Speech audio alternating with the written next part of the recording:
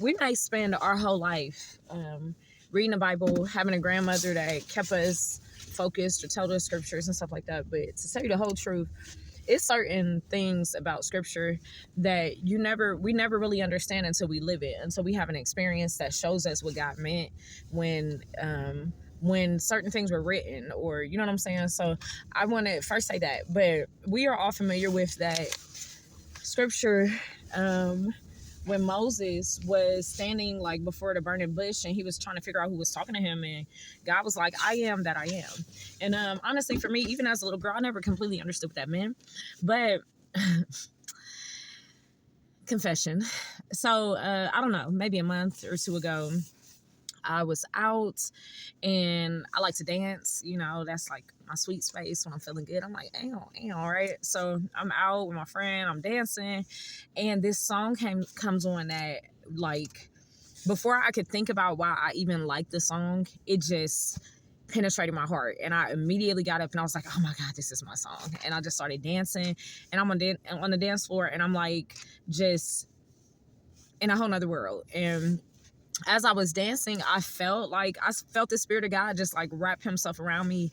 And it was just me and God on the dance floor. Like, it was magical. And we were dancing, and I felt like, you know, the spin and the vibe and the fullness on the dance floor. It, like, there was, like, it was crowded. I felt body heat, and like, but it was just the spirit of God that was just wrapping me up in his love. And we danced together during this song. So after the song was over, I just felt so full, and I was like, oh my God, that was so dope. Like, that was crazy. And I sat down, and then I had to think about it. Like, and this is also to say that sometimes we have triggers. Like, we will have a trigger, and it could be a song, it could be a scent, it can be a like a sign in terms of like something we read, it could be a phrase, anything that can sometimes trigger certain memories that we have that we may have forgotten about them or tried to forget about them because we had to heal. And the only way sometimes that you heal is that your mind will force you to forget stuff that may be hard for you to heal from. So all that being said, we all have triggers. So anyway, this song like triggered so much emotion in me before I could even think about why. And I heard it, and I was just like, oh my God, like, this is it. This is the one. So anyway, I sat down, and the forefront of my mind didn't really think about why that song triggered me in the way it did. But once I sat down and I thought about it, because I was like, dang, like, why did that hit my heart like that? And then I had to like go back and think, like, who was the artist? What was the name of that song? Like, I was trying to then piece together like why it was so important to me. And then all of these, like, almost like a flood of emotions and memories started kind of flooding in when I realized why the song was important. And for some of us, that could be like, oh, a song that you sang to your dad, or a song that every time your family got together, this is what y'all sang, or some memory or song for, you know, like a funeral, or, you know, anything that was significant for you that made you, it will always remind you of that thing. So it was interesting because once I connected the dots on why it was important for me, I almost got sad. Like, once I thought about why I liked it, why it triggered me, I was like, man, okay, that's why it triggered me. But what was interesting was, before I could really settle in to the memories of that and the emotions of it, God said to me, remember how I danced with you.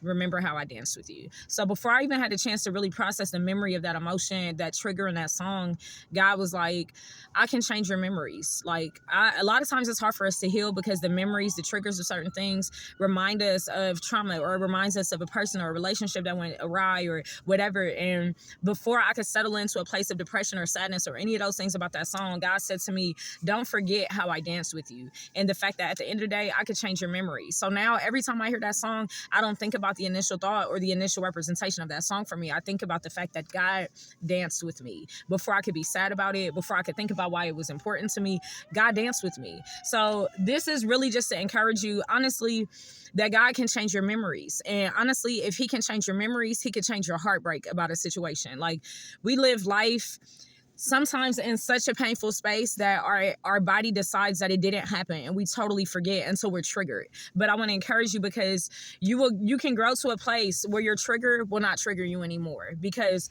God will replace your memory and the thoughts that you have when you hear, see, smell, think about that thing. So I want to encourage you. So My reason for saying all of this is that God showed me that what that scripture means to say I am that I am. So that means that in this moment where you feel triggered because some memory came up that hurt you, or something happened that triggered you or made you think about something that doesn't make you feel good, I can be him for you. Like, I am that I am. So in this setting, this may remind you of your father, and this may make you sad. I am that I am. I can be your father. I can step in and I can be him. This situation, this trigger maybe remind you of your ex-husband. And if you're triggered, I can be him. I am that I am. You need a provider right now. You're stressed out. You're trying to make rent. You can't figure out what's happening. I am that I am. I'm provider. I'm protector. I am him. So it's funny because that scene on the dance floor between me and God helped me to realize what that scripture means. And it was that I am that I am. And the reason that I am a spirit of God and not a body of God or anything else is that I am transformable. I can be for you what you need. I can be for her what she needs. And it's not the same thing, but I am that I am. So whatever it is that you need from me, I can fill those shoes. So this is a Sunday Love. Be encouraged.